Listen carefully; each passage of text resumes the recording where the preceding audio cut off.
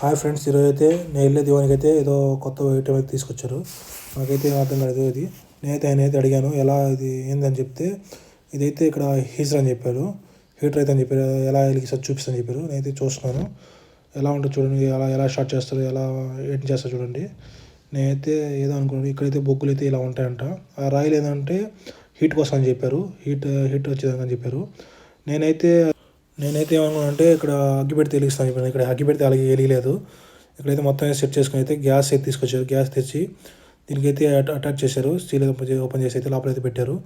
తర్వాత అయితే స్టార్ట్ చేశారు. దాన్ని ఇలా అయితే మొత్తానికి వెలిగించారు చూడండి.